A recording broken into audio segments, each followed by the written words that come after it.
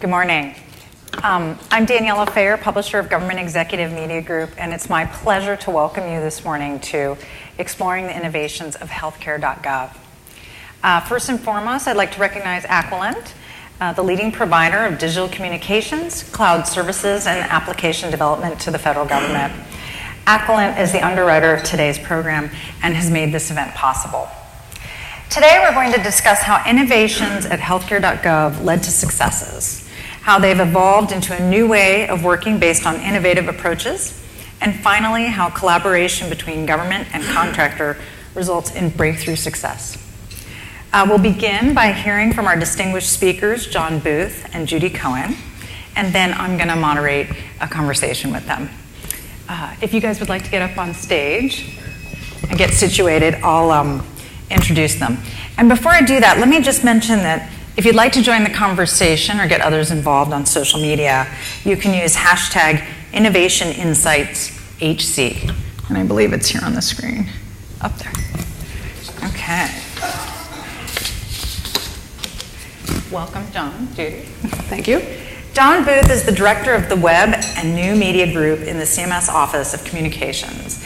In this position, John oversees the CMS Public Websites program, including HealthCare.gov, Medicare.gov, CMS.gov, Medicaid.gov, and InsureKidsNow.gov. Most recently, he has overseen the migration of the HealthCare.gov website from HHS to CMS, and the relaunch of that website focused on the health insurance marketplace program. John is leading a team consisting of internal CMS staff and contract developers that are building the parts of the HealthCare.gov marketplace systems for the next open enrollment period.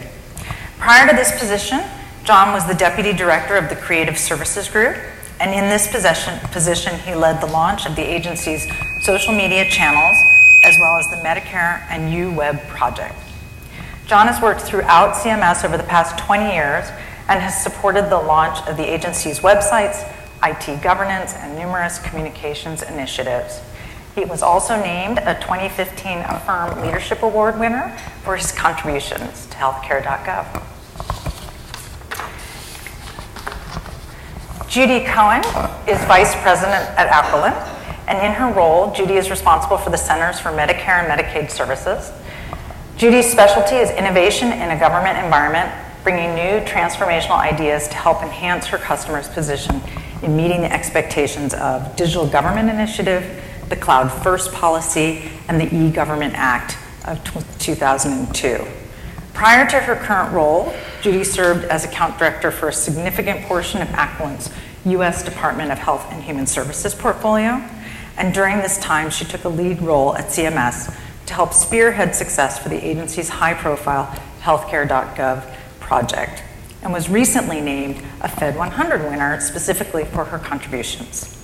Before joining Aquilent, Judy held a range of high-level positions from Vice President of Business Transformation to Executive Consultant to Senior Principal at several government contracting firms. We look forward to hearing from you now.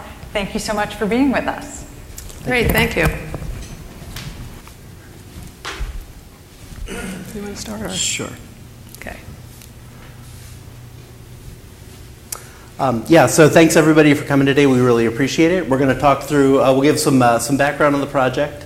We're going to talk about some of the innovations that we've done so far, and we're going to talk about sort of the road ahead for us, how we're leveraging what we've learned to improve our successes moving forward.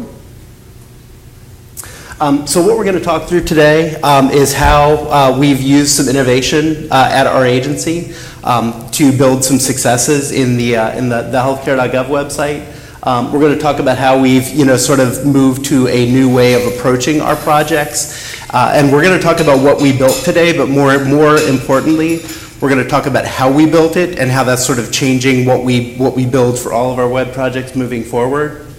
We're going to talk about the relationship between the government and the contractor teams throughout this project. So a little bit of background about myself. As was said, I've been at CMS for many years. I run a group called the Web and New Media Group. And I think, we're very lucky. If you look around government organizations, there's many models for web teams. We're lucky enough that we've sort of got business and IT together. in one team, which is great. There's sort of not a lot of tension between those, which you see in some organizations, so that's really helpful. We've built, a lot of internal strengths on our team in collaboration with the contractors. So we've got, we've got visual designers on our team. We've got front-end developers. We have information architects. Those sorts of skills that you need to build a great consumer experience website. And again, we work very closely with contract teams and sort of, supplement each other. The other thing I will mention about our position in our organization is I'm in a group called the Office of Communications. And in that group, we have things like our call center group, so direct feedback from customers on a day in and day out basis. We've got a research group. We've got a content team that does both print and web content. And so there's a great sort of collaboration among all those resources in our team. Again, that helps lead to success. And then looking across the organization, we work very closely with our colleagues that are responsible for other parts of healthcare.gov. One thing I think to mention, we're going to talk about the parts of the website that our teams have played a great role in. Healthcare.gov is a very big project. There are very many components to it, and so we're going to speak to the parts that we know that we touch on a day in day out basis. But sort of recognize that this is part of a much bigger ecosystem, and that our focus is specifically on some new front end pieces and the things that touch the consumer most. So again, we'll go into more context here, but that's sort of how I fit organizationally into all of this and our role on healthcare.gov, and I'll have Judy describe her role. Great, thanks, John. So good morning. I'm glad to be here and talk about healthcare.gov, one of the exciting topics I like to talk about these days. And so my role within Aquilent is I run a business unit that's totally focused on CMS. As you heard before, originally CMS was part of the portfolio I was responsible for.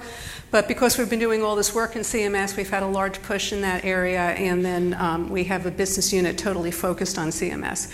So I've been working with CMS, Aquilent's been working with CMS over the past almost 4 years at this point, and we have a number of projects, our largest project being focused on healthcare.gov, and we've been fortunate to work with John and his group. One thing I want to say is there's going to be a lot of conversation where we're going to talk about we.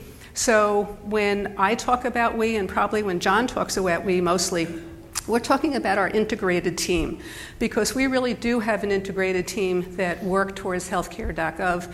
It really couldn't have been done by any few people. It's really been a big push all along. So sometimes I'll talk about the Aquilent team, but for the most part, it really is our integrated team that has moved forward. And we'll talk a little bit more about sort of the different competencies and skills that have been used over here, but it's really Aquilent's core competencies that we're leveraging here, and we're excited to be part of this important effort.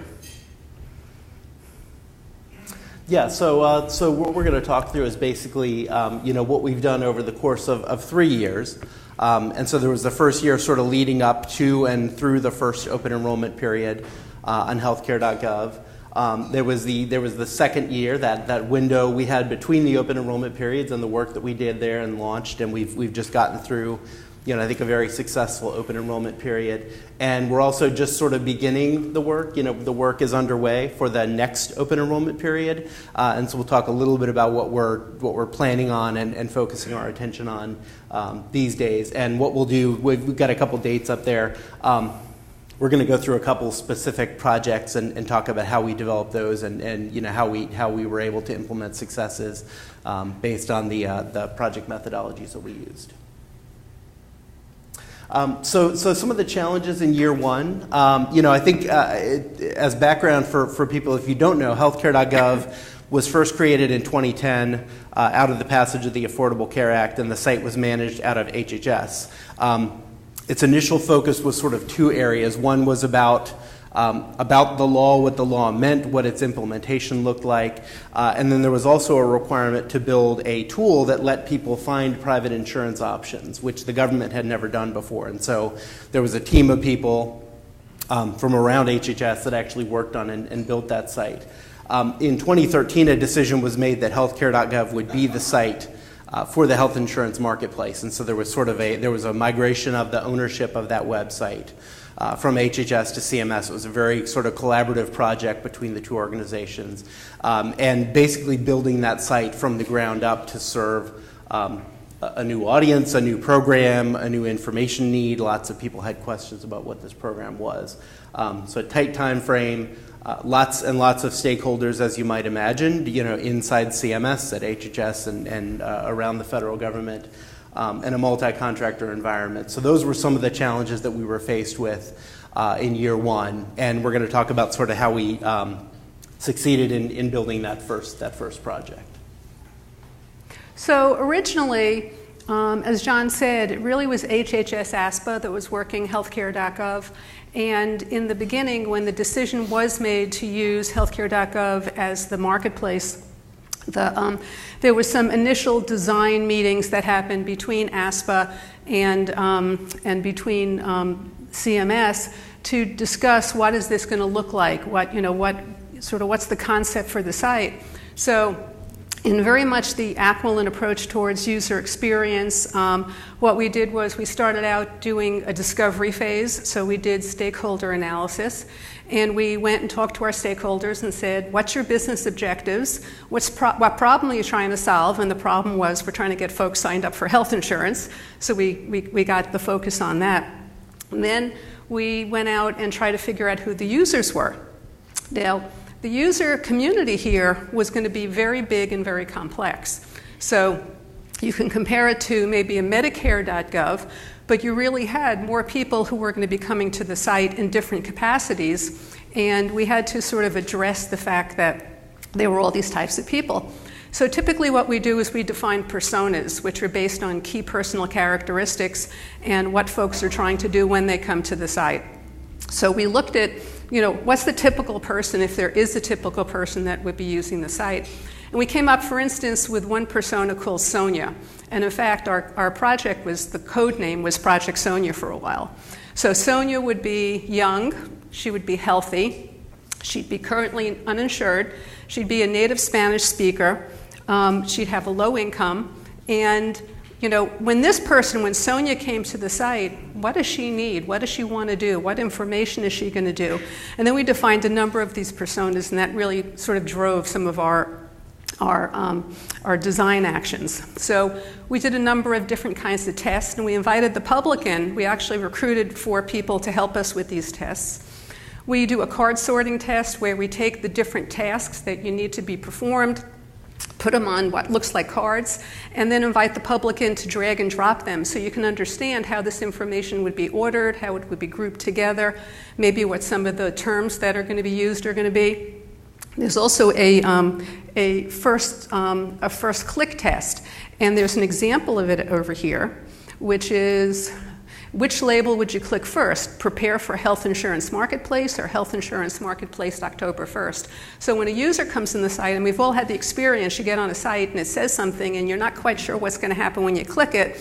Well, we wanted to get past that and to measure the results, input that into the design.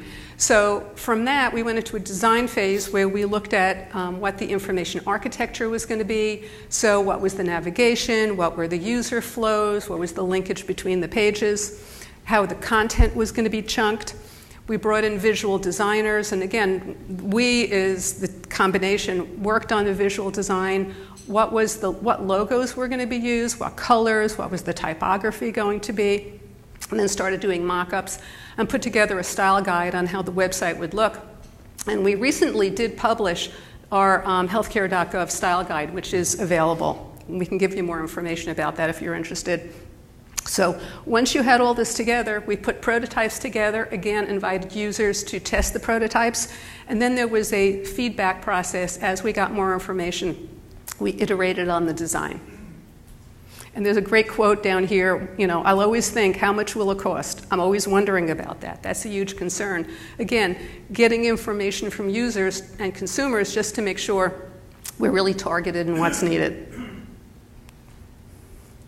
Yeah, so I think one other interesting design challenge that I'll mention that was sort of unique to this website, I hadn't encountered it before in my career at least, was the health insurance marketplace can be a federal program, it can be a state program. And so for some people coming to the website, we actually knew this was the wrong place for them. And so one of, I think, the design challenges that we addressed and succeeded at was sort of building in a state selector very early in the website so that those people that came to the site, let's say they lived in California, they should actually have been looking at the California Marketplace website, building that in up front so that we didn't waste people's time by having them on a site that didn't have information for their particular use case. So that was an interesting challenge. So I think one of the first sort of areas where we stretched the team technically was the selection of the content management system. We picked a system called Jekyll. Jekyll is an open source static site generating tool, and we had not used it for one of our websites before. There were a couple of reasons that we went with that option. I think we were looking for something that would be very, very lightweight and very, very scalable. We knew we were going to have a very high traffic website. So we didn't want a system that would necessarily sort of have to rely on a back-end database that might fail over if too many people were trying to hit the site at one time. So that was a key driver. We also wanted something that, again, it was an open source tool, so we were able to sort of expand that tool and add additional capabilities to it. One of the things that we did at launch that's actually been very successful is the website has a content API, the content that we publish as HTML. We publish as JSON files as well, and that means that third parties can actually take a piece of content that we published and use it in one of their websites. So let's say a state-based marketplace likes an article that we've written on a topic, they can actually use that content. And as we update that content, the updates sort of reflect in their website automatically. So it was features like that that sort of pointed us in this direction, and again, gave us a really good taste for sort of our first big adoptions of sort of an open source tool, and the benefits and challenges of using that. And then Judy's going to talk through, we also sort of went all in on Agile, and we'll start to talk about how that process worked and what we learned there. Well, with all the work that we had to do, we figured Agile was the best way to go to rapidly be able to develop and deploy the functionality. So we started off, we decided to use 2-week sprints and really focused on chunking the work into 2-week pieces, then to use daily scrums, so the teams got together every day to coordinate and communicate, figure out what needs to be done, and extensively use dashboards, because a lot of what you'll hear through what we're talking about is the level of communication that needed to happen, because we were working so rapidly, was incredible. And it was communication within, Aquilent team, within CMS, and then across. So it was very, very important. So having dashboards, understanding who was going to be doing, a piece of work, what the timeline is, what the progress was on the work, that was really critical. And also it started to enable this culture of transparency across our entire program, which has been really, really critical in making sure everybody knows what's going on. And if there's a hitch, if there's a problem, you identify it immediately and you work it out. So we also chose the tool set Jira and Confluence. And in fact, we were one of the early users of the Agile plugin to Jira, and that gave real-time information. It also helped a lot with resource management and workload management. So early experiences with Agile, and over time we kept getting better and more efficient, and this led to what we did in year 2, and we'll talk about that when we get to that period of time. One more thing on here. We were very religious about doing sprint retrospectives. So once we finished a sprint, then we really went back and tried to understand what we did, how to make it better, where the glitches were, was the communication issues, was the development issue, and we just kept working that until we really started fine-tuning what we were doing. So then there were the results. Well, again, this is the relaunch of HealthCare.gov. So when you saw that timeline earlier, the timeline showed that we actually launched the Learn site in June, and that was for the Learn site was a very successful launch. And the focus was it was 3 months before open enrollment, the first open enrollment period. The objective was to start to make folks aware of what was going to be coming, to start to educate them on how to get ready for open enrollment, start figuring out what options they're going to have, what information they're going to need, and then to start to establish some trust with the community so they could get accustomed to it. So what we did was we had a quick answer tool. So when a consumer came on the site, they answered a few questions, and then we were able to push them some checklists that they need to start doing and thinking about, some specified content based on their personal situation, and then gave them the option to sign up for some for email newsletters. So we started developing that relationship with them, and we were as happy as can be. Things were working great. And then open enrollment started on October 1st. And so one of the things, I guess, that John's group did, and sort of to understand the perspective, is John's group originally was responsible for the learn part of the site. So when you went on the site over here, that was learn. The get insurance, that was more of the back-end transactional insurance part of the site, and that was actually a different part of CMS responsible for that. So we launched Learn. Learn was doing great, but then when Get Insurance came, there were some well-known issues on the site that emerged in October. So we kept doing what we were doing, updating the Learn site, enhancing the Learn site. One of the pages we introduced that became very well-known was the waiting room page. So we were the folks who designed it and brought it up when it needed to come up. Unfortunately, it came up a little bit too much in that period of time. And the other thing is we developed some tools that were being used that John's going to talk about in a minute. But what's significant, I guess the takeaway from this first year is that we actually had a number of different successes, and we were able to build upon those over the period of time, which really got us into some of the year 2 innovations.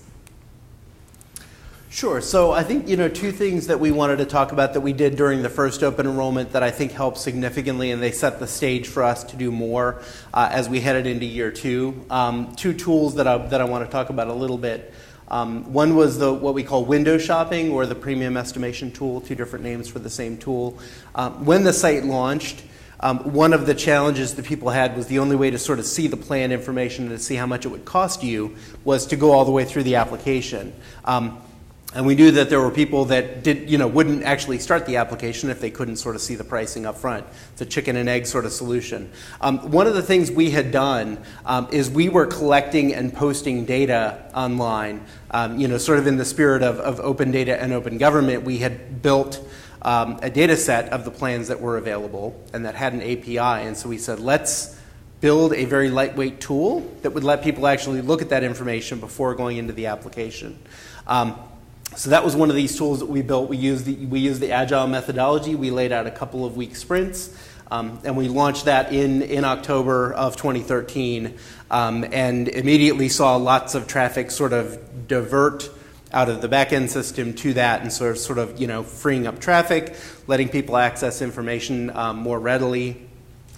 We also built the Find Local Help tool, which allowed people to sort of put in a zip code or a city and find resources that could help them locally. We built that using the exact same model. We collected data.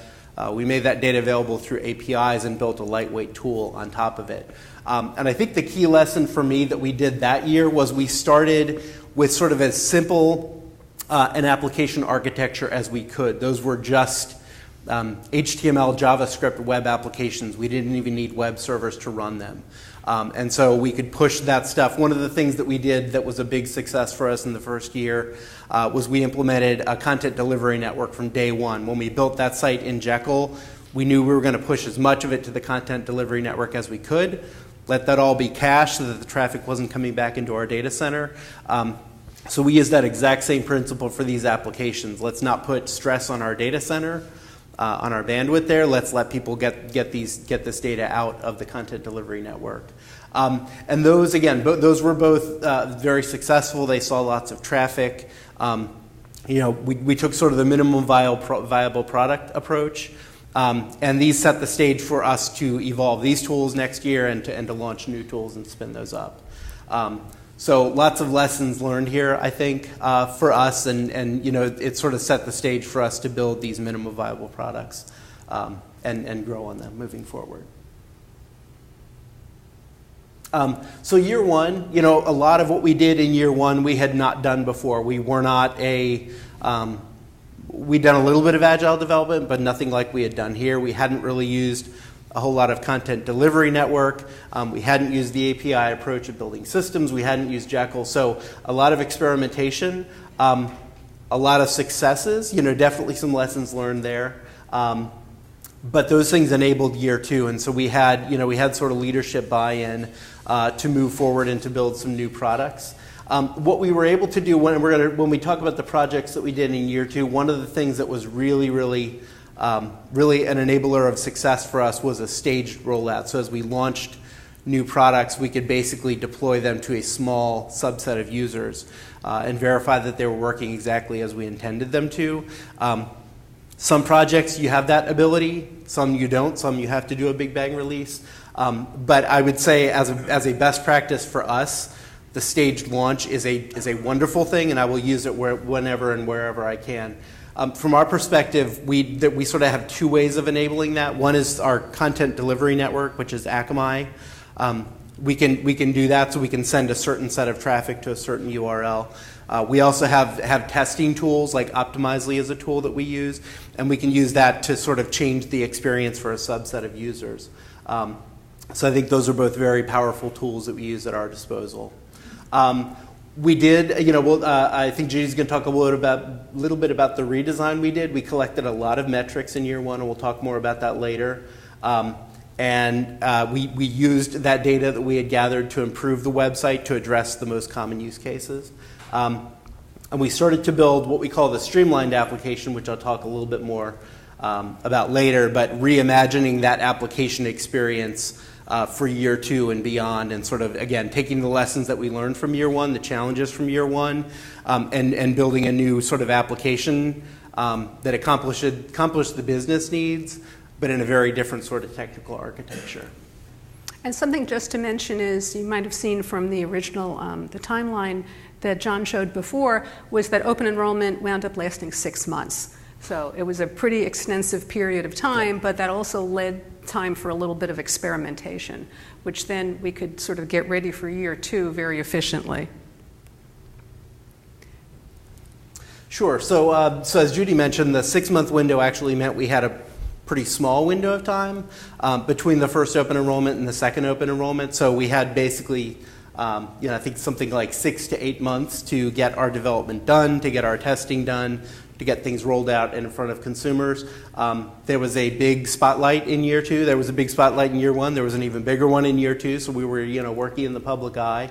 And also, as we did more of the, sort of the application piece, moving beyond just sort of like window shopping and looking at plan rates, the application of security, of governance, of integration with other parts of the system that needed to be handed off seamlessly became very, very important. And so there was a lot of work around making sure that we had that governance, that we had good testing, that we had project schedules that were integrated across multiple development teams, and that all lined up exactly right. So those were some of the challenges that we were looking to address as we headed into year two. I'm going to bring up another challenge, and that is our project teams on both of our sides. So those 6 months were pretty long 6 months. There were a lot of late hours, a lot of dedication, and a lot of folks who really were heroes in that period of time. And so we had a number of people who had been working very hard for a very long time, now going into starting to plan for their second year. So it's something that can't be overlooked. Yeah. And the teams working on this have just been phenomenal. Sure. So we're going to go through a couple of innovations that we used in year two, built upon what we learned from year one, and how they enabled our successes with more bigger scope, bigger complicated projects. So first, we'll talk about how we, continued to leverage Agile and roll Agile out across the organization, across multiple development teams. We're going to talk about how we created a productivity-focused environment, and what that means is that we sort of set up the ideal organization and framework for developers to do their best work. So we'll talk about how we did that. We began to incorporate consumer website best practices, and so looking sort of outside of government and saying, how do commercial websites do this? What are some of the best practices they use, and how are they able to be successful? And our rollout of cloud hosting, which was really a game changer for us in terms of being able to deploy more systems more rapidly at better scale. So we'll go through each of these in more detail. So first of all, Agile. So I talked a little bit before about how in year one, we started working Agile. We started working it with, in 2-week sprints. But over this period of time, we really started fine-tuning our methodology. And we really started understanding how to optimize the use of Agile. And that was pretty exciting and pretty much a game changer on sort of how to develop.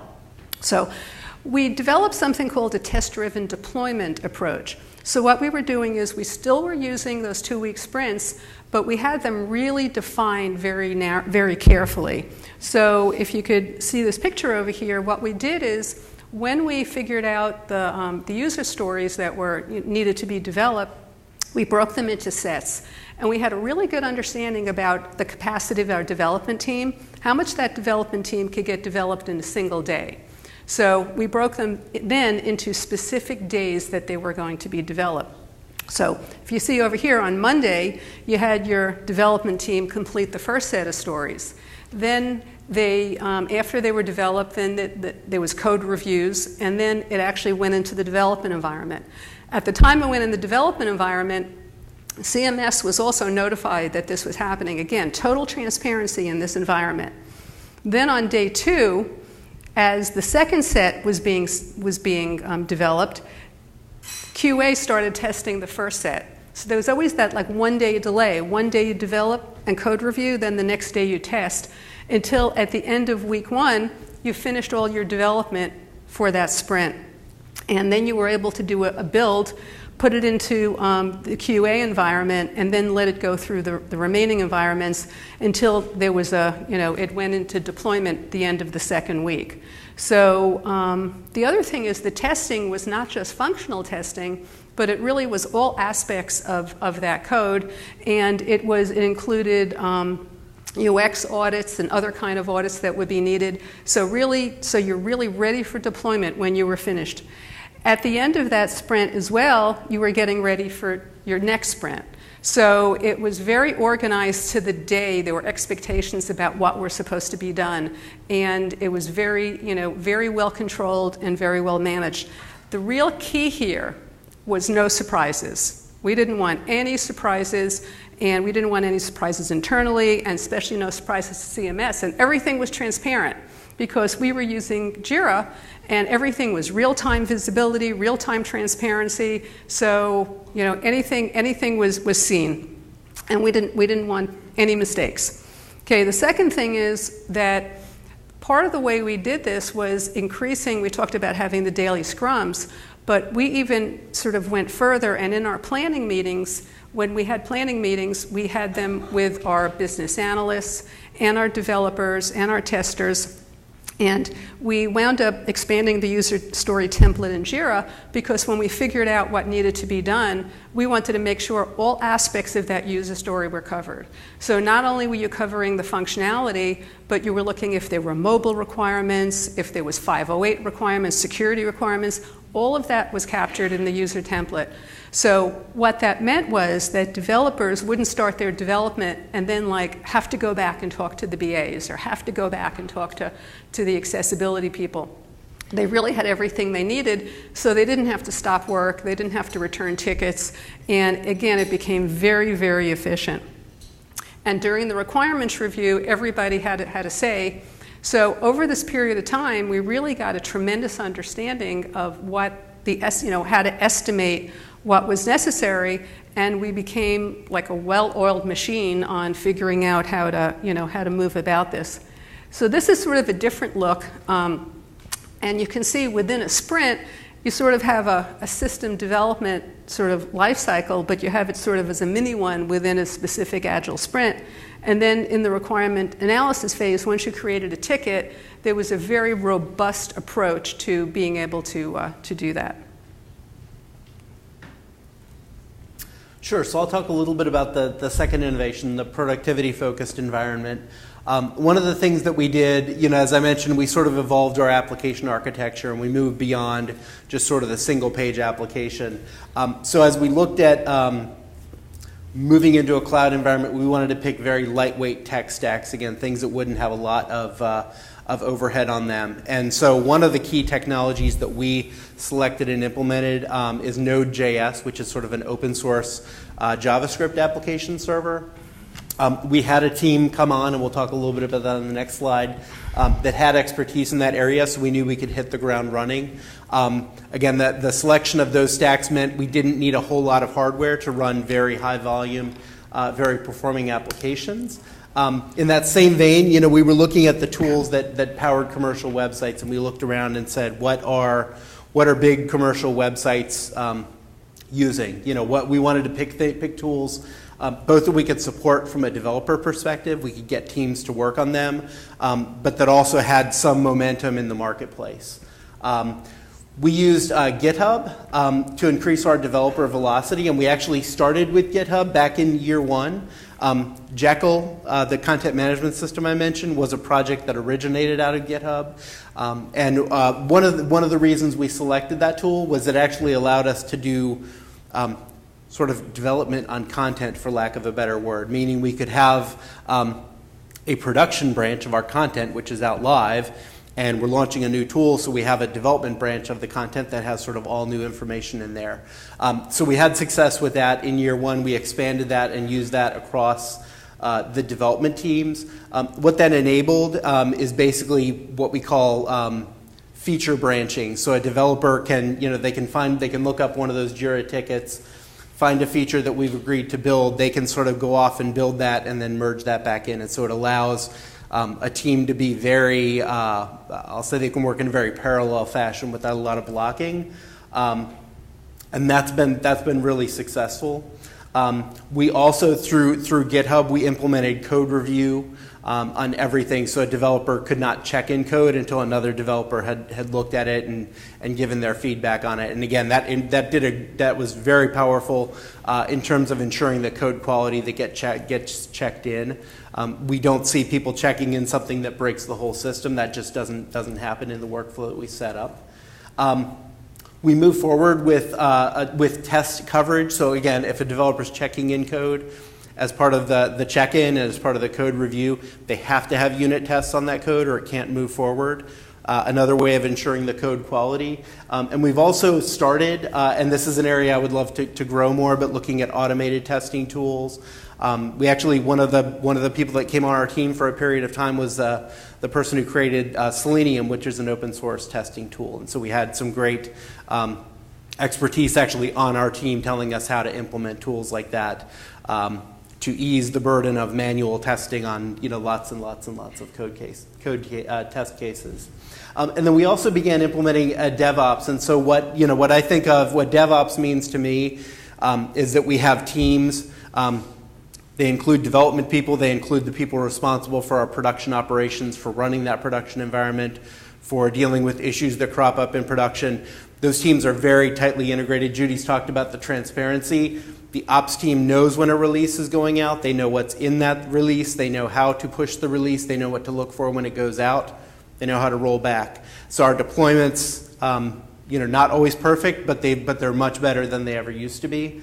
And related to that is continuous integration, meaning when we check code in, we can run a build on it at that point. The unit tests run, the automated tests run, and somebody gets a note immediately if there's a problem upon check-in. So Judy mentioned, no surprises.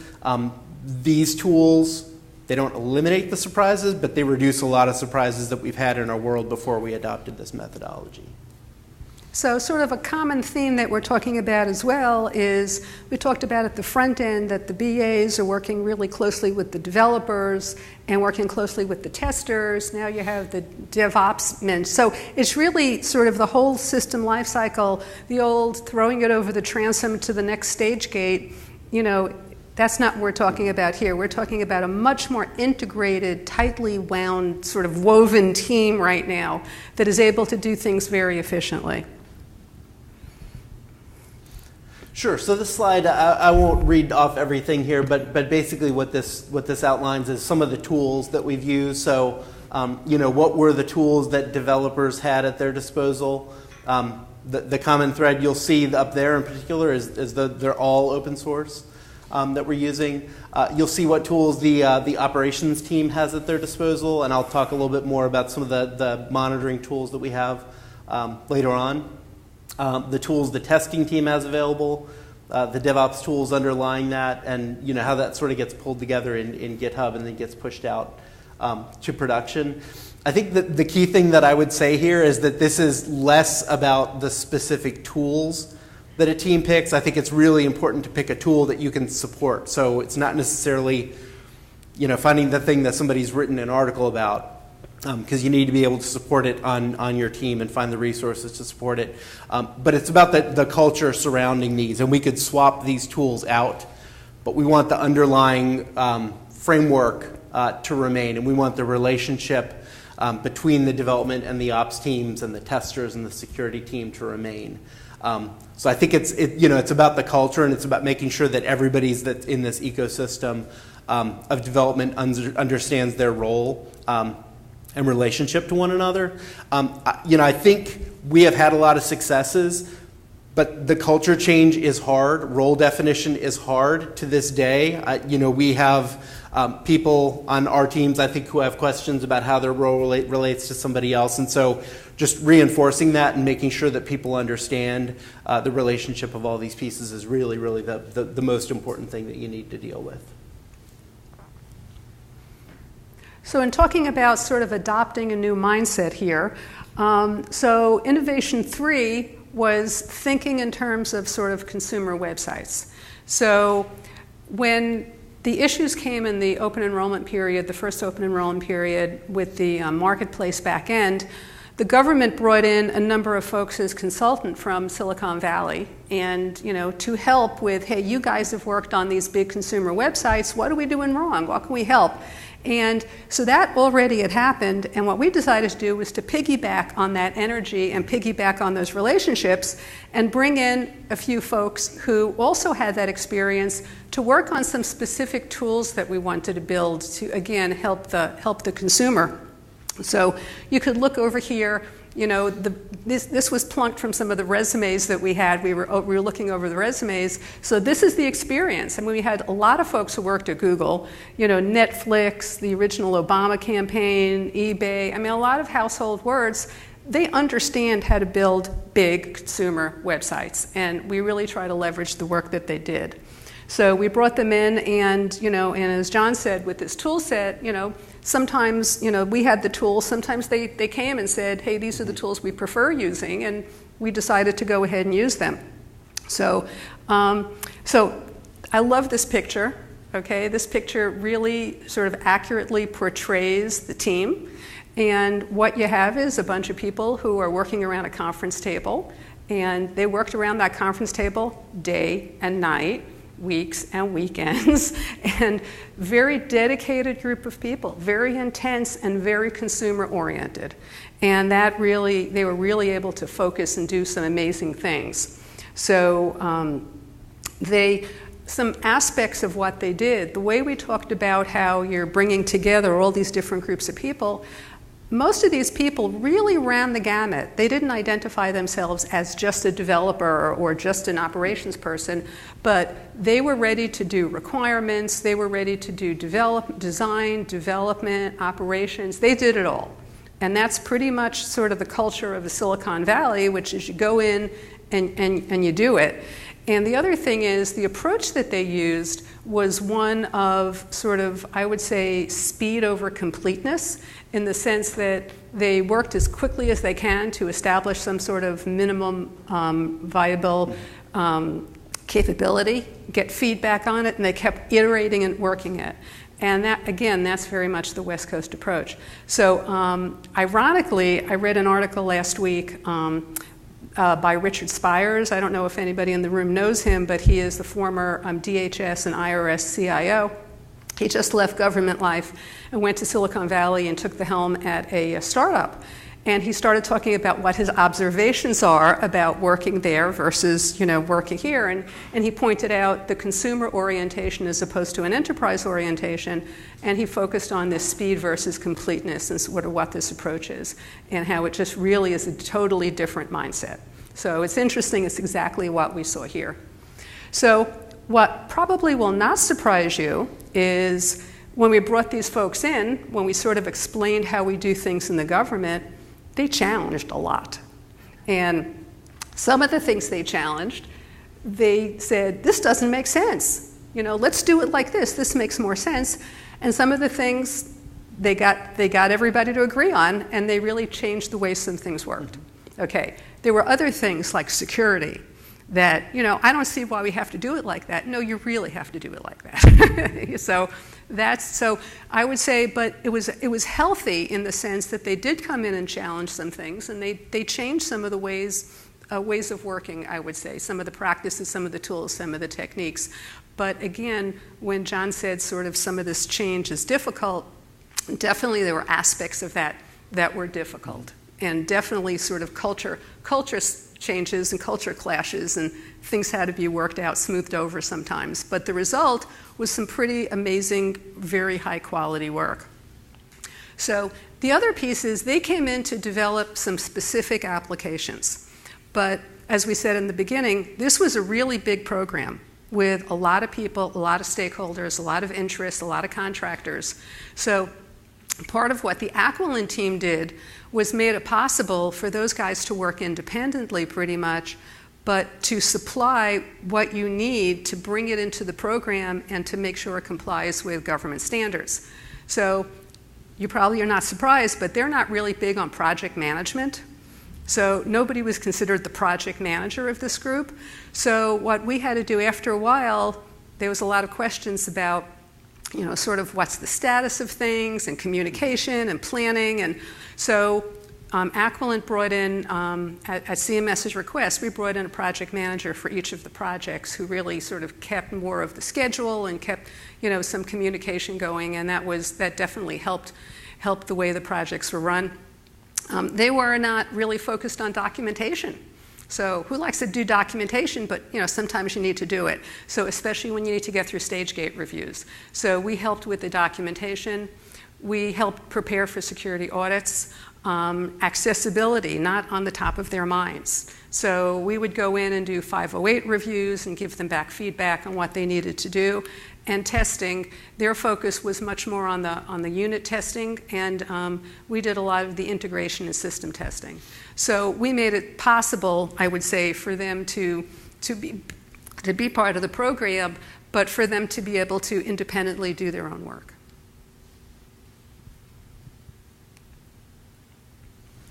Yeah, so this is one of the projects that we built with that team. I mentioned this earlier. This is the Streamlined Application, and so what we did last year, we launched this in advance of the last open enrollment. What this application supported last year was new applicants, so it didn't support the returning consumers last year. But it took people that had what I'll describe as a non-complex household.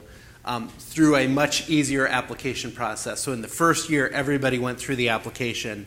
A single person seeking coverage for themselves and a family of 10 went through the same application. What this basically enabled is we were able to through a couple of screener questions, route people to either the existing application or to the Streamlined Application. And in this one, we reduced the number of screens from, I think, something like 75 down to 16, so it was a much quicker flow. We mobile optimized this application. In the first year, we didn't have a great mobile optimization story, but this application was mobile, so it can be completed on a tablet, it can be completed on a phone. So again, this was one of the pieces that we rolled out and was a big success story for us last year coming out of this team. So I'll talk last about sort of the cloud. CMS had not traditionally done a lot of cloud computing, very, very traditional sort of data center setups. This was one of the things when the teams actually first came in, they were like, this needs to be in a cloud. If you want this to be successful, we should figure out a way to get this deployed in a cloud computing platform. So we did, we went forward, we got approval. It was a big change for CMS. We initially implemented lower environments there and ultimately got to production. And I think, the whole rollout was something like 100 days. It was just like everything we've been talking about, very intense. We tracked it in great detail. Everybody knew every day where we were in the deployment process and the stand-up. It did, we saw the benefits, the velocity of teams being able to deploy, the scalability, those things are real. I think we built in security from day one. We built in a team that was building sort of hardened images and all of the security tools and monitoring tools you need, so that as application teams bring their code in, they're bringing it into a fully baked framework. We went through a security audit of that environment. We got an ATO. We got it as a GSS, a general support system, meaning that CMS can bring additional applications into there, and the base sort of framework is all approved from a security perspective. So all the application teams need to test as they bring their code in is just their application code, and everything else is sort of taken care of for them. And then the next slide, again, I won't read off here, but I think the key point is that we use, so this is a question that often comes up. We use AWS East and West. We don't use GovCloud. One of the reasons was we knew we were going to be putting very, very high traffic systems in there. And East and West are are where Netflix and everybody else is running their huge consumer-facing systems. There's a couple of the tools we use there. I think the key thing, whether it's AWS or another cloud provider, the greatest thing to me is that they're supporting many, many customers, and they're always rolling out new functionality and new features. And in a more traditional data center, when we would want some of these things, we would have to build them for ourselves every time. And in a cloud environment, again, there's AWS and there's others. There's sort of constant introduction of new features. Those things need to be tested from a security perspective. But the cost of testing those versus building yourself is, it's a fraction of it, so it's well worth it. Also important is we sort of integrated AWS CMS Net is sort of our internal network. We've used Direct Connect, which is a feature that Amazon has to connect their public cloud to your private data network. And that's enabled some great application stuff. And then we integrated the front ends with the Akamai piece that we talked about before. So again, as much as we can offload to a static content delivery network, we do, and the traffic that's coming into Amazon is really the application traffic, the dynamic traffic, the stuff that's unique for each user. And what's interesting is, as John said, there was initial reluctance from CMS's part to adopt cloud because there was just concern about the risk. Now it's done. And I think that door's open right now. And I think at various agencies that, that face this issue, it's really getting that first application in, getting that first instance in. And we have a lot of believers right now. Mm-hmm. Another big thing, this started in year one, but it was really, it took hold in year two, was the effective use of metrics. I've talked about some of the other tools that we use. It was really critical for us from day one to have a good set of tools that we could use to measure metrics. There's the standard stuff like Google Analytics. I feel like almost everybody's using that these days.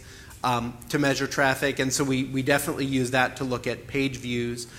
Because so much of this system is actually an application, and in some of it's written as a single-page application, so Google Analytics doesn't work really well as a tool to measure that. We use a tool called Mixpanel, which is more of an event tracking system, and so we can go in and say how many people clicked that button. What did they do before they clicked that button? What did they do after they clicked that button? So more of an event flow of the traffic. We also had tools like Chartbeat. We use Chartbeat. It measures your real-time traffic on the website, and this is a picture of one day on Chartbeat. So we could have this up at any point in time and say, how many people are on the site at this exact moment? What pages are they on? What's hot right now? And those little circles at the top are actually like events. So it will note for you that we have 2,000 people on this particular page at the moment, so something's going on. Maybe we sent an email out, maybe somebody posted something on social media, maybe there was an article, maybe there was a news story, and we can track that back. So that gives us visibility into the front end. We also use a set of tools called New Relic, and New Relic gives us great visibility onto the server. So we can see what the front end's doing, what's the back end doing. Are any of our servers running hot, running out of memory? Is the error rate spiking on any of those servers, those sorts of things. And then integrating those for the ops team with tools like PagerDuty so that when we can set a threshold when we hit a certain error rate, there's a text or an email or a phone call going out to the team immediately so they can dig into that and see exactly what's going on and deal with the problem in a real-time environment. So other things that were successful on that second year, we talked about the more complex consumer base. Well, what happened year 2 is not only are you dealing with new enrollees, you're also dealing with re-enrollees. So you have sort of another class of person, what tasks they're trying to perform. So that was pretty significant. That's when also a lot of the tax implications started kicking in, so there needed to be more information about taxes on there. So there were more complex tasks that were happening year 2. So we had to go in and do some updates for that. So what happened over year 1, a lot of complexities about what happened with the launch on year 1, but one of the things was, over the period of time, it went away from that original picture of that smiling woman on the website, and it sort of morphed more into icons and graphics to represent the various tasks that you needed to perform. Well, there was general agreement it was time to go back to bring the human element back into this. So we went and worked together to develop a photo shoot and to get some nice pictures in, so you can see some of those are real people back on the website showing what real people need to use the website. And that was very well regarded. We updated the information architecture, again, organizing the information somewhat different, changed the navigation a little bit, continued the emphasis on usability, making sure that when we rolled out new consumer tools that we did usability testing on it. And then we started playing with multivariate testing, which consumer websites do all the time, which is taking a single element on a website and then changing it. So maybe where it says get insurance, maybe make it buy insurance half the time, and then measure what the reaction is to that. So maybe there's an improvement. Maybe you get more click-throughs when you have buy insurance instead of get insurance. So making changes based on that as well. So a number of things we're working in that second year. But back to the collaboration and communication within the team and with stakeholders. So, I can tell you this is a very intense communication environment. So there are lots and lots of meetings. I know John and I meet weekly at least and have other communications during the week at all different levels in the CMS teams and the Aquilent teams. Lots of emails, lots of communication, the transparency we talked about before. We use tools like HipChat to make sure everybody's in the same room. And so it just is a pretty intense communication environment. And when that doesn't happen, you definitely can see the impact. So John's going to deal more about the stakeholder environment. Yeah, and so I think, one of the big changes between year 1 and year 2, the Learn site could be built as the FFM team was building their piece, and there wasn't a need for a whole lot of communication there. As we build things like the Streamlined Application that actually talk to the same back end, the need for coordination and collaboration there becomes much more important. And so again, as Judy mentioned, sort of checking in every day was key throughout this project. We worked a lot with, there's a system integrator across the marketplace, and so we worked with those resources to make sure that our development teams were aligned with the other development teams, that testing is coordinated, that our production releases are coordinated, that our rollback strategies are coordinated. All those sorts of things became much more important for us in year 2. And as Judy mentioned, the stakeholders, again, we had a lot of that in year 1. That continued. we did a lot of briefings on things like the new information architecture and rolling out the photographs and those sorts of things and explaining to everybody why we were making the changes we were, what sort of evidence we saw to support those changes and those sorts of things. So definitely upping the level of collaboration and communication for year 2.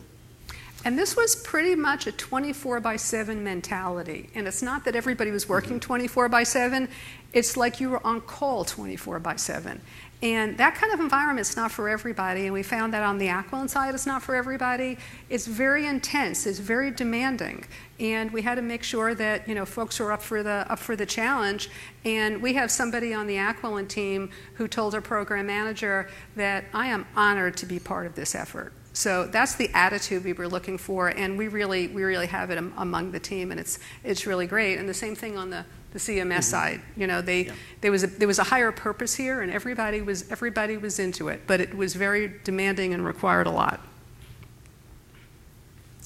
Yeah, so I think the end result of open enrollment was a success. The streamlined application that I mentioned earlier. It met its targets in terms of the people that we thought would come through there, the numbers that we had estimated, the percentages, the completion rates for the application were wonderful. They were everything we hoped for.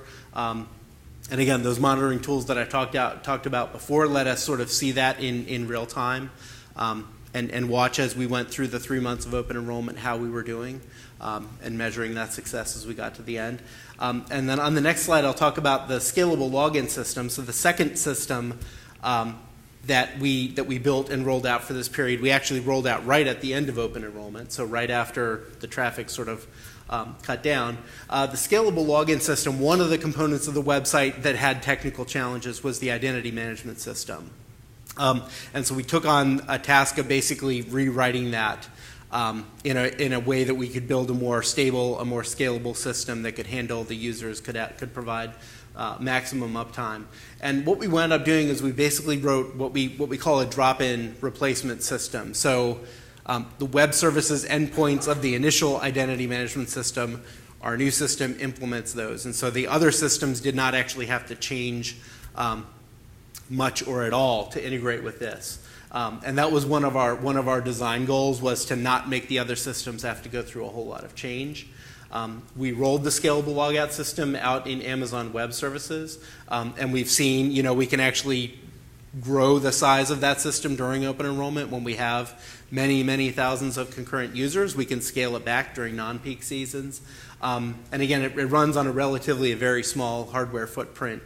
So that was another success here, both from the perspective of sort of proving out the tech stack that I mentioned earlier. We built another system in it. We saw the same benefits there.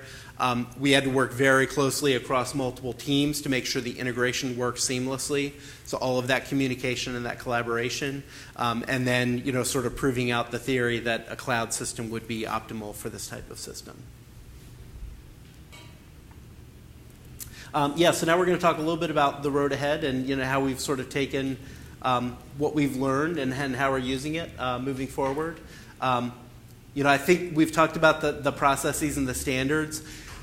What I think we've been able to do, and again we've gotten to a really good place now, is we're giving teams room to innovate, room to use their development approaches and be effective and productive, but inside of a repeatable process, a methodology that everybody knows and understands, that Agile framework, the use of Jira for tracking the issues and the tickets.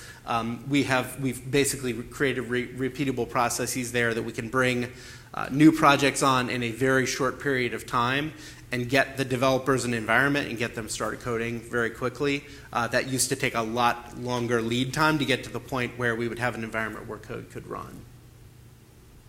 I've talked about the lightweight tech stack. I think for us, that's been a win as we look at our future. That is, I think, where we're headed. A couple of years ago, we were very much a Microsoft shop, and we rewrote all of our applications in .NET. And I think, again, there are places for that, but we found a stack that's working really well for us, and so we're going to be moving more and more of our stuff over to the stack that we're using on HealthCare.gov. And again, the use of open source has been a big success story for us.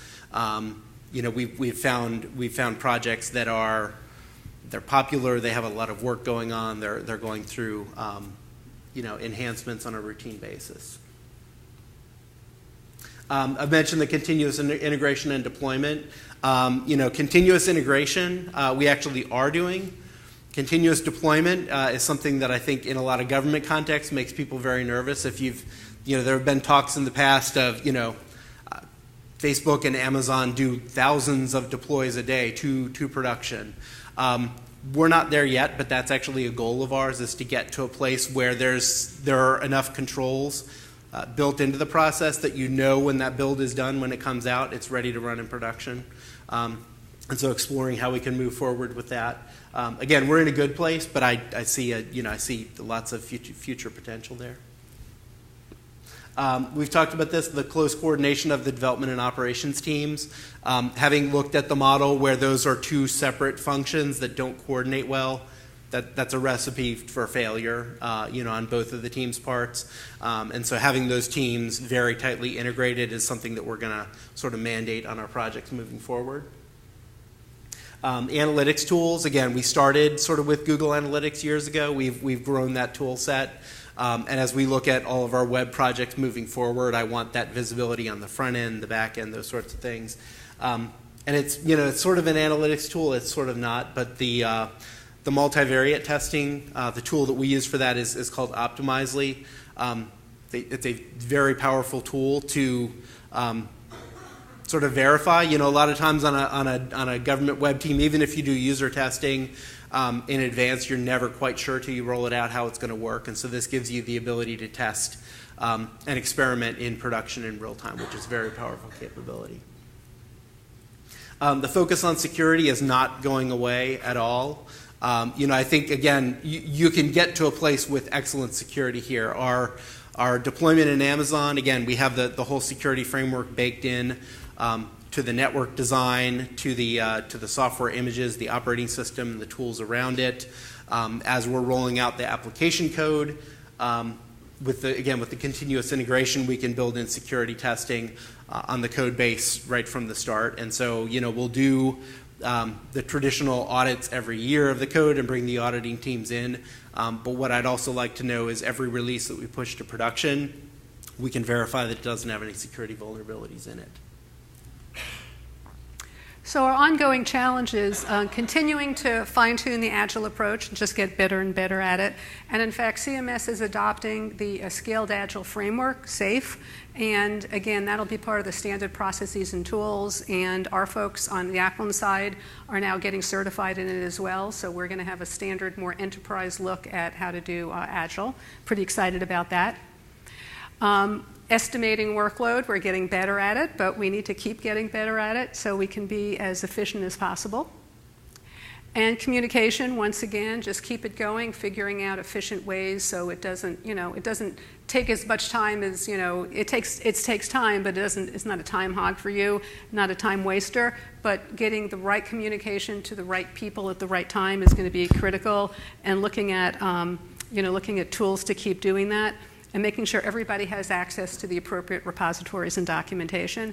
And our aim really is to achieve complete transparency and make that as real-time as possible to be as efficient as possible. And I think Judy mentioned it earlier. One example that I would highlight from there, which is, it's part of our year 3 work that we just launched, is we built a new website, styleguide.healthcare.gov, that we launched just this last week. That was a very collaborative effort among a couple different development teams to make sure that everybody has a set of design assets that they can use regardless of which part of the system that they're working on. So all of the design teams had input into that, and we actually launched that as an open source project on GitHub so that, again, the various development teams can actually propose enhancements to that code that the other teams can review and that we can sort of incorporate in version moving forward. So that was sort of an important piece for us to launch because it sort of represents everything that we're moving towards, the transparency, the collaboration, the open source, sort of all in one. I think just to wrap things up, I think again over the last 2 years we've done a lot that's very different than the way we used to do things. We've seen a lot of success out of there. We've learned along the way. We've refined the process. But at the end of the day, the pieces, the projects that we've launched have been significant successes and have improved the consumer experience. I think one of the things to maybe go back to the very beginning, when we got that site from HHS and we were moving it over, as Judy mentioned, that was there were long days, long nights, weekends. In some ways, there's nothing like that sort of mentality. I think to bring a team together to really sort of get everybody collaborating in the best way possible, and to make people look at new things. We've got content management systems that we've used before. We knew, given the timeline that we had, that didn't work, and so that sort of pushed us to look at new things. And we found Jekyll and tried that, and it worked really well. So I think you've got a key thing to me is you've got to find a way to sort of start small. You don't want to boil the ocean. You can't be successful that way. We found projects, and each of them was sort of a stepping stone to doing more and more here. So I think that's a key takeaway. And again, I think what we've seen is that it is good to challenge the status quo and to say, why are you doing that? And the answer sometimes is because we have to, but it's not always. And there are ways to comply with all of the requirements that exist in a government environment, and I think still be very innovative and still leverage some of the stuff that we've seen work really well in a consumer context and in a non-government context. This is really key. You have to have senior management support. I think at no point in the process that I've described to you today were we rogue in any way. Leadership always knew what we were doing. What we did is we checked in with them as we launched parts of the system. We would come talk to them about what we learned. We would show them the data. We would bring up the analytics and demonstrate that things were working, and we would get the go-ahead to move forward with the next step. And so, again, having people aware of what you're doing, understanding what their motivations are, and being able to make sure that they are supportive of what you're doing can't be overstated, I think. And again, leveraging what we could learn from the commercial world, both, I think in terms of we had the development teams, we had them give us advice on what they had seen work and not work on systems that they had built.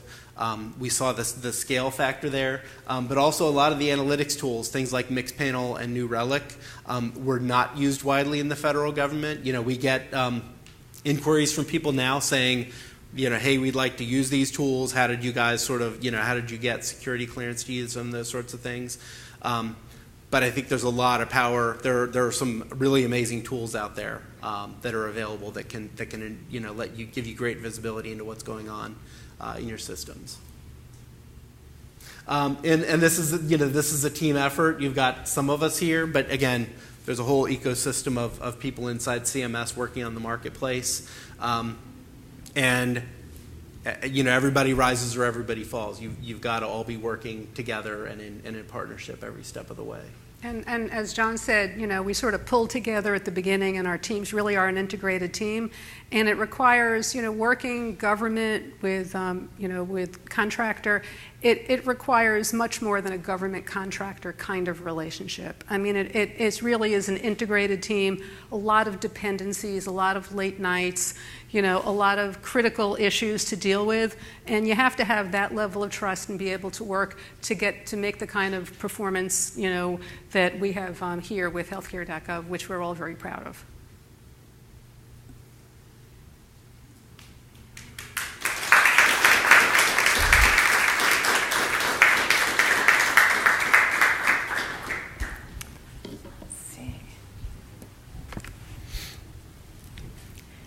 How about you guys get comfortable? Take a break here while I move this chair. Thank you. Let's see. Not too bad. All right. Thank you both. That was really informative, and what a monumental task that you all took on, and how well you did. I think the audience can learn a lot from this. And as I told you all when we met this morning, I know just enough to be dangerous. So the good news is the questions I have for you have all been submitted by email from the audience during the registration process. So John, the first question I have for you is, in advising other government agencies, what was the first step or action that you took to get started, to get this HealthCare.gov started? So I think, a couple of things. I think, solving the ownership question was a big one. And again, going through the process of figuring out, we had a new program to launch. What was the website going to be? There's a lot more, there are a lot of constraints in launching new government websites these days. There was a period where everybody sort of launched a new website every day, and that's not the world we're in anymore. So I think the big first step for us was figuring out was HealthCare.gov the site, and if so, what did that mean for the existing site? So there was a lot of, we talked earlier about the stakeholders, just conversations with leadership to figure out what the right approach was, and laying out the pros and cons so that people could make an educated and informed decision. Terrific. You talked a lot about your team. They were critical to your success. So in looking at people on your team, what skill set were necessary to build the right team? What were you looking for? Sure. So I can speak to our team. I think, we were lucky in that a couple of years ago, probably around 2010, we did start to beef up the skills on my team. We hired our first sort of visual designer, front-end developers. We hired a couple of people that worked on analytics, positions like release manager, things we hadn't really had before, that were really critical to having, I think the key thing for us was a well-balanced team across both of us, of making sure, we had, content, usability, analytics, technology, all those things covered. And for you, the same? And so we have, it takes a lot of leadership to do this from the contractor side. So we have program manager, project managers. We have numerous project managers because we've broken this up into a lot of different pieces. That's been critical for the leadership. A lot of the skills that John was talking about, but also testing, being able to have folks to do good QA, security has been critical, and operations. And when we went into the cloud operations, and also sort of not only the operational aspect of it, but also the strategy of it. So it's not enough just to do the work, but to keep thinking, and to help sort of work with John and his group. So we have a user experience strategist, a technical strategist, sort of, and we have reached back to the rest of Aquilent also that has been involved at points. So it sort of takes a village to do something like this. Maybe a city. Maybe a city. So another question here from the audience is, in advising them, what's the best way to get started using some of the approaches that you discussed? I think you guys had a unique approach. So can you speak to that a little bit, elaborate? Yeah, I think, I think for us, it's sort of the strategic piece that you mentioned. Before we got started building the new website, even the Learn site, we decided the approach that we were going to use. So we said we're going to use Agile. We're going to use these 2-week sprints. We need a tool where we can track what people are doing. Again, we picked Jira. There are many, many tools out there that do that, so I think people can pick the right tool for them. But I think we made that investment that the first couple of weeks of the project, we're laying out how the project was going to work and then getting started on it. And I think that was time very, very well spent. Because again, we're using that framework to this day to manage our work. So this you actually addressed a little bit in your presentation, but I think the audience would appreciate some elaboration because this question came in. How did you implement within the agency's software development lifecycle and the other governance, issues and requirements related to it? So I think one question that I'm asked a lot sort of inside the agency is like, people will kind of say, like, how did you do this? How did you get around the rules? And the answer is, like, we actually didn't. We didn't get around any rules. We actually follow everything. I think a big change for the agency we've talked about the tools that we use, Yeah. and we've talked about the documentation. There are certain things like a security audit. Those documents have a very prescriptive format. You've got to develop those. You've got to submit those to the auditors. But things like requirements documents, what we actually did is we demonstrated to our governance team in the agency. We showed them how we're tracking requirements in JIRA, and the fact that essentially a requirements document can be something that you run by a query out of that system. It doesn't have to be a Word document in a certain template. And so I think that was a big step for us, getting people to buy in. That we have the documentation you guys need. It might be in a format that's slightly different than what you've been looking at it, looking for it in the past. But we can produce it, and again, it's all auditable, it's all traceable. Awesome. So that's been a big win for us. And of course, a follow-on question is, security is always top of mind, and you just mentioned it.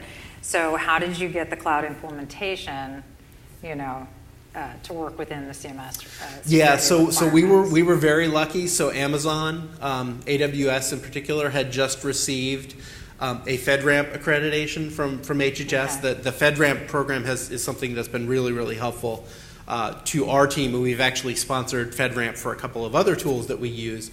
And so we were able to leverage that, and essentially what that meant that we had to do is, for CMS's security controls, which are above and beyond FedRAMP, Yeah. what we had to do is to come in and demonstrate to the auditors that we had secured all of those additional controls. But we had a whole sort of bedrock foundation that we inherited out of the HHS FedRAMP process. And so that, it was like a slingshot at us way ahead of where we would have had to been had we started from scratch on that. Okay. You also mentioned various tools. Not all are familiar or used throughout the government. So how did you wind up picking those analytics tools in particular? Yeah, so I would say, it probably depends based on the tool. Again, a lot of people are familiar with Google Analytics. We mentioned Medicare.gov at the beginning. That's another website that we run. It has some similarities to HealthCare.gov in that there's a Medicare open enrollment period. It's in the fall. It actually overlaps with the marketplace open enrollment. And so we've got a website that actually has sort of a standing traffic base throughout the year and then spikes up to really high traffic levels during that open enrollment. So Chartbeat was actually a tool that we found first in the context of our work on Medicare.gov and deployed it there. Same with New Relic, we had looked at that there. And so one of the nice things about having our team and its role with the websites in the agency is we can basically buy licenses. I'll call them enterprise licenses, where we can roll the tools out across multiple websites. And so we took some of the stuff that we had seen work really well on Medicare.gov and said, we're going to use this stuff on HealthCare.gov. So that's, one way. yeah. Awesome. Okay, well, this is a question for both of you. You did a terrific job up here giving this presentation. You're clearly good partners and work together and collaborate. So what, from both of you, are the crucial elements you think in a government partnership with private vendors? What makes it successful? Why do you work so well together? I think one of the things we've always seen with Aquilent, so we first, I think, became aware of Aquilent and started working with them in the context of some work they were doing with HHS. Mm-hmm. And I think, we've always had a very strong sort of customer and citizen focus, which is, it's one of the things that I like about the job, is that we've got these websites and you can see how they affect the lives of millions of people. I think we saw that from Aquilent. They've got a really strong user experience practice. They had done a lot of work around usability of HHS websites, and so that resonated particularly, I think, with our team and sort of with our mission. That was one thing, not the only, but I would call that out. And I think that it really is the teams working together. Sort of at a more strategic level. We talk strategically about how to move forward together, which I think is important. And then in the implementation, we have folks sort of matched up at every single level. And again, a lot of it is about relationships, trusting relationships and being willing to be dependent on each other in situations. And also, I would say there's another thing is, we talked a lot about the transparency. excuse me. But it also is being willing to tackle the difficult problems together. You know, when there's an issue that we're both facing, we sit down and we're pretty open with each other about how to do it. I mean, we feel like John talks about not going rogue in the agency. There's nothing that we do that these guys don't do, and that's really this openness is really important for us to being so successful together. That's great. And your team in particular, how large is it?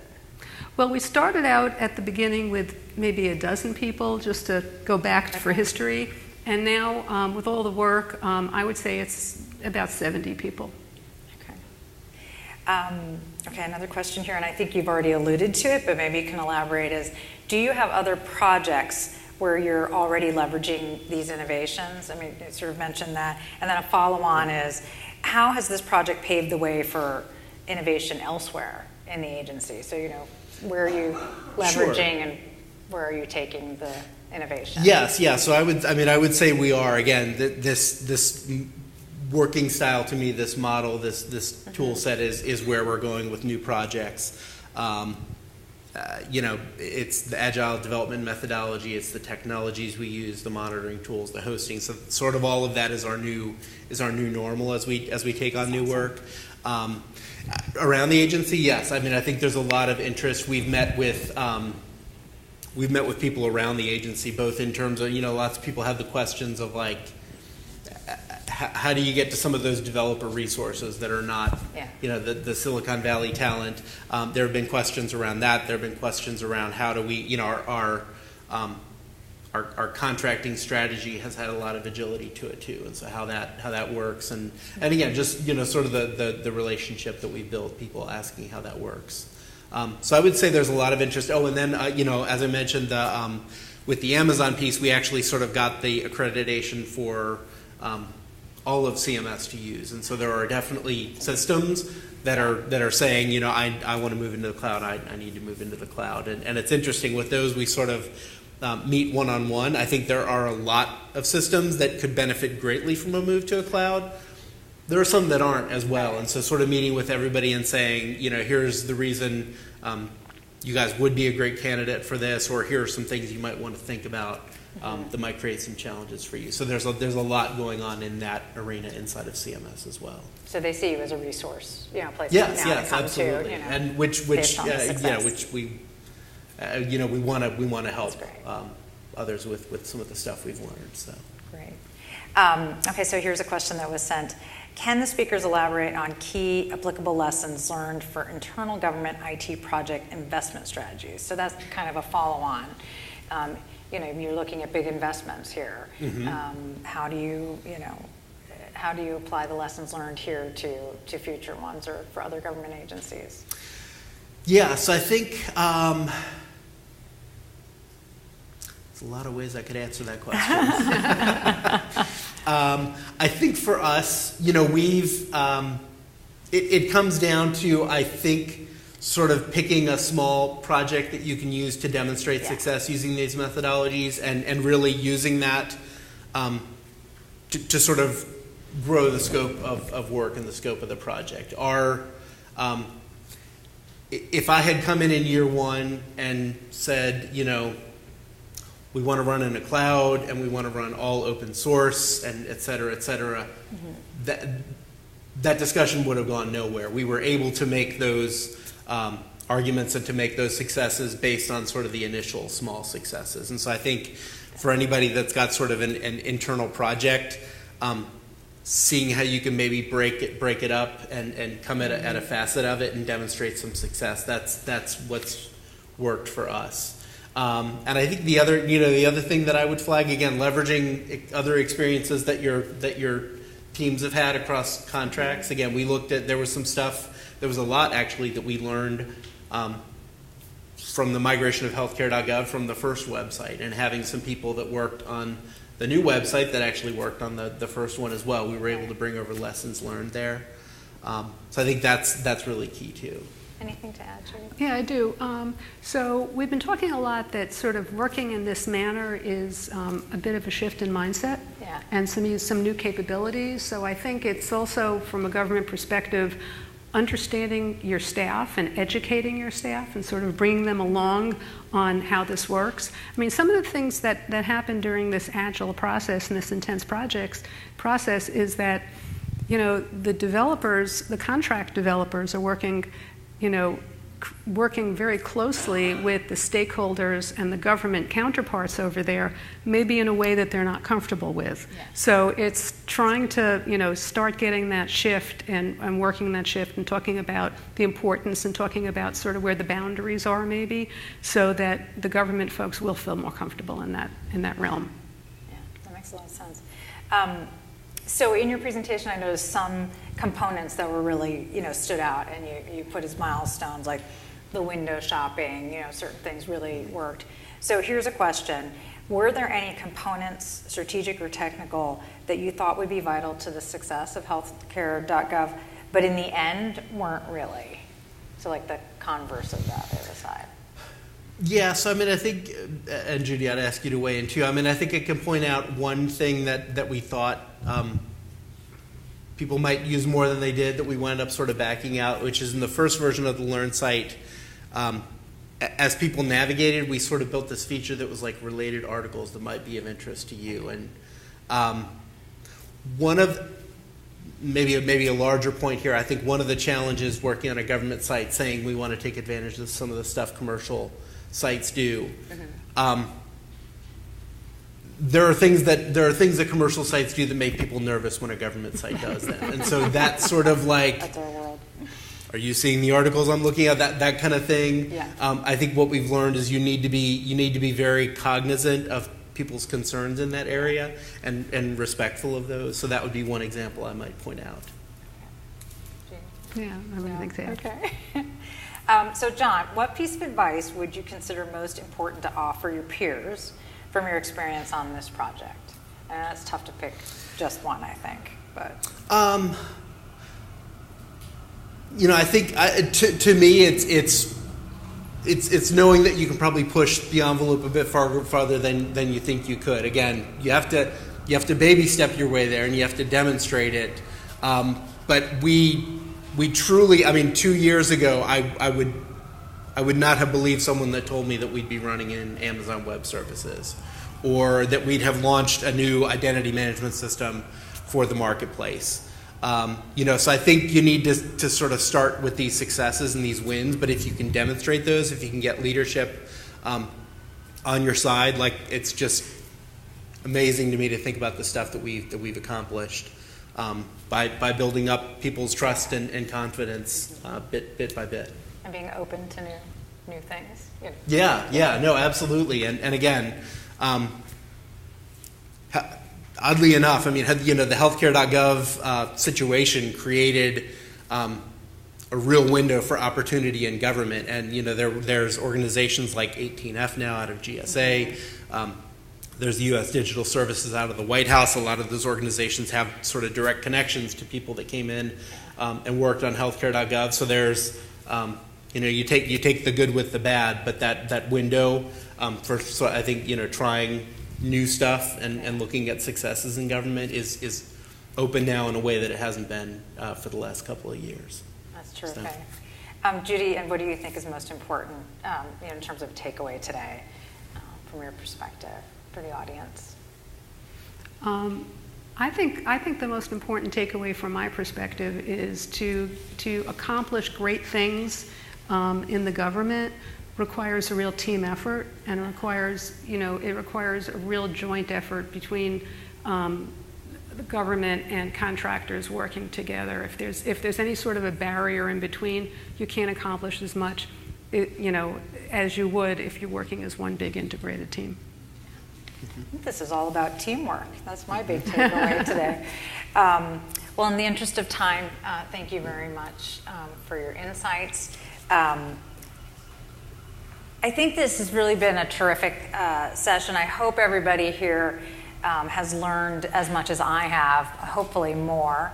I think it's a story about very positive collaboration and a real practical example of how to bring success into your organization.